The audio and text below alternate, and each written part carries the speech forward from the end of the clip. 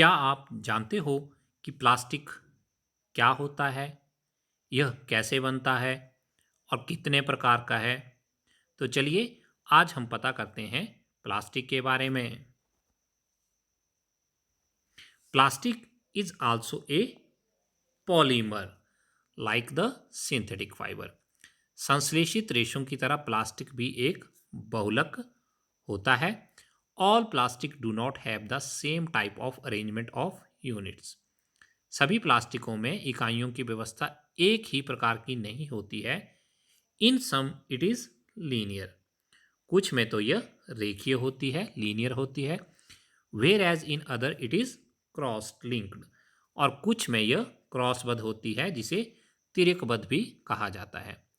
तो हमने जाना कि जो अरेंजमेंट है प्लास्टिक में वो लीनियर और क्रॉस लिंक्ड दो तरह का हो सकता है, रेखीय और क्रॉसबद्ध।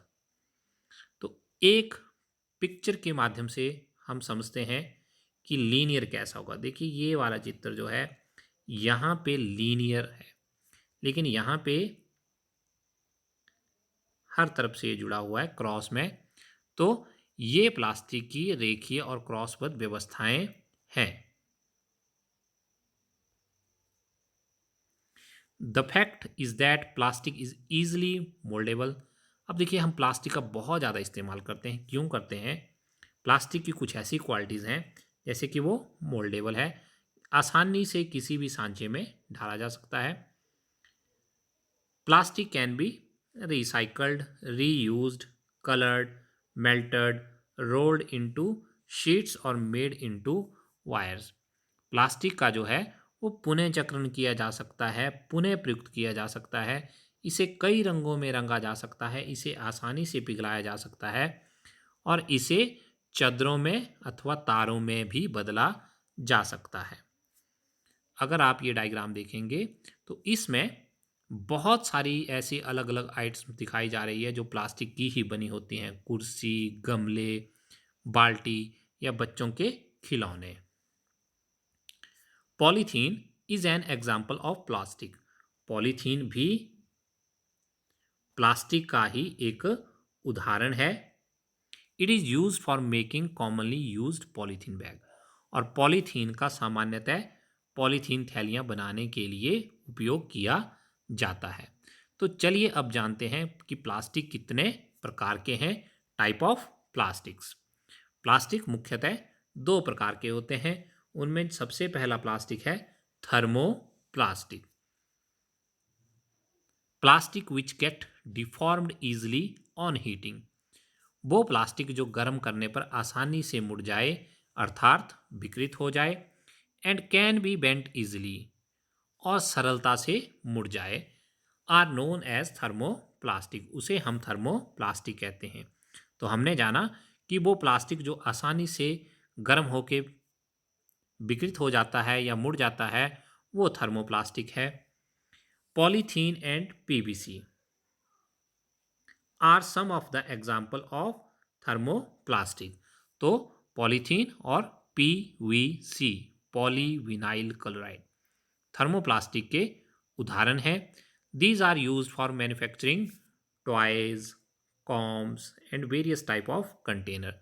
तो इनका प्रयोग खिलौने, कंघियाँ और विभिन्न प्रकार के बर्तनों को, पात्रों को बड़े पैमाने पर निर्माण के लिए उपयोग किया जाता है। तो देखिए इस पिक्चर में थर्मोप्लास्टिक से निर्मित कुछ वस्तुएं आपको दिखाई जा रही हैं।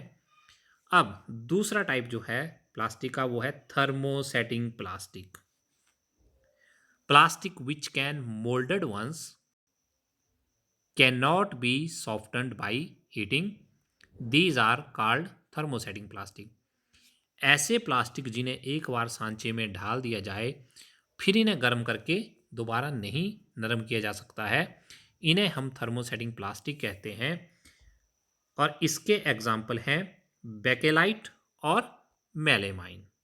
बेकेलाइट और मेलेमाइन जो हैं वो थर्मोसेटिंग प्लास्टिक के दो उदाहरण हैं। तो चलिए अब पता करें कि बेकेलाइट और मेलेमाइन किस तरह के प्लास्टिक हैं। Bakelite is a poor conductor of heat and electricity. यह ऊष्मा का और विद्युत का कुचालक है। It is use for making electrical switch.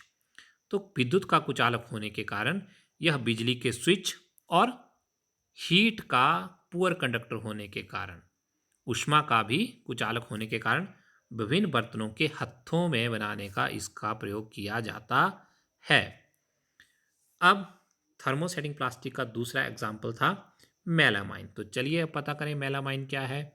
Melamine is a versatile material. ये बहुत उपयोगी पदार्थ है, इसके बहुत सारे उपयोग हैं। It resist fire. यह आग का प्रतिरोधक है, आग नहीं पकड़ता है आसानी से। And can tolerate heat better than other plastic. और अन्य प्लास्टिकों की अपेक्षा ऊष्मा को सहन करने की अधिक क्षमता रखता है। So it is use for making floor tiles, जो फर्श की टाइलें होती हैं, किचन वेयर, रसोई घर के जो बर्तन हैं, and fabric which resist fire, और कपड़े जो आग का प्रतिरोध करते हों। अग्निशमन कर्मचारी जो होते हैं, आग बुझाने वाले, उनके कपड़े मेलामाइन के बने होते हैं। तो देखिए यहाँ पर आपको कुछ वस्तुएं थर्मोसेटिंग प्लास्टिक से बनी हुई दिखाई जा रही हैं, जो कि बेकेलाइट और मेलामाइन प्लास्टिक से बनी हुई हैं। चलिए अब पता करें प्लास्टिक के अभिलाक्षणिक गुण, characteristic properties of plastics. Plastic बहुत फेमस है, बहुत सारी वस्तुएं प्लास्टिक से बनाई जाती हैं। तो प्लास्टिक की कुछ ऐसी कैरेक्टरिस्टिक्स हैं, विशेषताएं हैं जो इसे बहुउपयोगी बनाती हैं। जैसे प्लास्टिक इज नॉन रिएक्टिव, ये अनभिक्रियाशील है, मतलब ये किसी से रिएक्शन नहीं करती है। जैसे लोहे और दूसरे धातुओं को जंग लग जाता है, तो वैसी समस्या प्लास्टिक के साथ नहीं है। प्लास्टिक इज लाइट, धातुओं की तरह यह भारी नहीं है, हल्की है। स्ट्रॉन्ग, मजबूत भी है। और ड्यूरेबल, काफ़ी लंबे समय तक इसका उपयोग किया जा सकता है। Plastic are the poor conductor of heat and electricity. Plastic जो है वो विद्युत और ऊष्मा का कुचालक है। तो ये सारे गुण जो है प्लास्टिक को इसे एक बहुउपयोगी वर्सेटाइल प्रोडक्ट बनाते हैं। चलिए अब पता करें कि प्लास्टिक और पर्यावरण में क्या संबंध है, या क्या एक दूसरे को लाभदायक हैं या नुकसानदायक हैं। Plastic and the environment. A material which get decompose through natural process such as action by bacteria is called biodegradable. यदि कोई पदार्थ जीवाणुओं की सहायता से अपघटित हो जाए, अर्थात सड़ गल जाए, तो उसे हम जैव निम्नकरणीय कहते हैं। जैसे मान लीजिए आपने केला खाया और केले का छिलका फेंक दिया, तो 2-4 दिनों बाद केले का छिलका अपने आप ही काले रंग का हो जाएगा, और 5-7-10 दिनों के बाद वो अपने आप ही सड़ गल जाकर मिट्टी में मिल जाएगा। तो वो जैव निम्नकरणीय या बायोडिग्रेडेबल पदार्थ है। A material which is not easily decomposed by natural process is termed non-biodegradable। और ऐसा पदार्थ जो प्राकृतिक प्रक्रियाओं द्वारा सरलता से विघटित नहीं हो, वह जैव अनमनीकरणीय पदार्थ कहलाता है। जैसे कि मान लीजिए आपने चॉकलेट या चिप्स खाए और चॉकलेट और चिप्स का पैकेट फेंक दिया, तो वो पैकेट जो है 5-10 दिनों के बाद भी और 2-4-6 महीनों के बाद भी वैसे ही रहेगा, वो आसानी से सड़ेगा गलेगा नहीं। या आपने कोई कांच की बोतल फेंक दी, तो इस तरह के पदार्थों को जो आसानी से सड़ते गलते नहीं हैं, उन्हें हम जैव अनिम्नकरणीय या नॉन बायोडिग्रेडेबल सब्सटेंस कहते हैं। अब इस टेबल में कुछ वस्तुएं दिखाई गई हैं और उन्हें बताया गया है कि कौन जैव निम्नकरणीय या अजैव निम्नकरणीय हैं। तो देखिए, सब्जी और फलों के छिलके 1 से 2 सप्ताह में सड़ गल जाते हैं। कागज 10 से 30 दिनों में, सूती कपड़ा 2 से 5 महीनों में, लकड़ी 10 से 15 वर्षों में, टिन, एल्यूमिनियम और अन्य धातुओं के डिब्बे 500 वर्षों के बाद सड़ते गलते हैं। और प्लास्टिक की थैलियाँ जो हैं वो इनसे भी ज़्यादा समय तक रहने के बाद सड़ेगी गलेगी। तो इसका मतलब ये दोनों ही जैव अनिम्नीकरणीय या नॉन बायोडिग्रेडेबल सब्सटेंस हैं।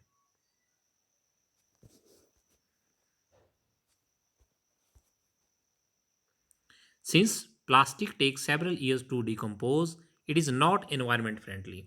अब प्लास्टिक अपघटित होने में कई वर्ष लेता है, तो इसका मतलब है यह पर्यावरण का मित्र नहीं है। इट कॉज एनवायरमेंटल पॉल्यूशन, यह पर्यावरण प्रदूषण करता है।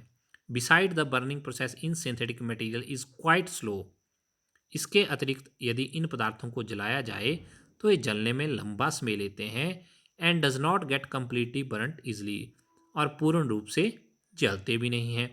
In the process it release lot of poisonous fumes into the atmosphere causing air pollution, और जलने के प्रक्रम में ये भारी मात्रा में विषैली गैसें उत्सर्जित करते हैं जिससे हमारा पर्यावरण भी प्रदूषित होता है। तो फिर इस समस्या का समाधान कैसे किया जा सकता है? How can this problem B solved? देखिए, इस समस्या का अगर हमें समाधान करना है तो हमें एक जिम्मेदार नागरिक होने के नाते 5R प्रिंसिपल का पालन करना पड़ेगा। 5R सिद्धांत का यूज करना पड़ेगा। और 5R में पहला R है रिड्यूस। रिड्यूस का मतलब है उपयोग कम करना है हमने प्लास्टिक के जितने भी उत्पाद हैं उनका।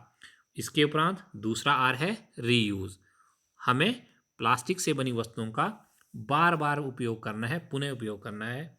नंबर 3 पे है रिसाइकल, पुनः चक्रित कर सकते हैं हम। जो हमारा प्लास्टिक का सामान टूट फूट गया है उसे हम फैक्ट्री में रिसाइकल कर सकते हैं, दोबारा उससे नए प्लास्टिक के ही उत्पाद बनाए जा सकते हैं। नंबर 4 पे है रिकवर, पुनः प्राप्त करना है उन्हें। हम कोई नया तरीका लगा सकते हैं। मान लीजिए आपकी बाल्टी टूट गई तो उसे गमले के रूप में प्रयोग कर सकते हैं। और सबसे लास्ट आर है रिफ्यूज़, उपयोग ही नहीं करना है। हमें कम से कम प्लास्टिक की बनी हुई वस्तुओं का उपयोग करना है। अगर बहुत आवश्यक वस्तु है तभी उसका उपयोग करना है। यदि उस वस्तु पर किसी और बायोडिग्रेडेबल सब्सटेंस, जैव निम्नकरणीय पदार्थ की वस्तु है तो हमें प्लास्टिक के जगह पर उसी वस्तु का उपयोग करना है। तो इस तरह से हम यदि 5R सिद्धांत 5R प्रिंसिपल को पालन करेंगे तो हम प्लास्टिक को कम से कम उपयोग करेंगे और पर्यावरण के मित्र बनेंगे।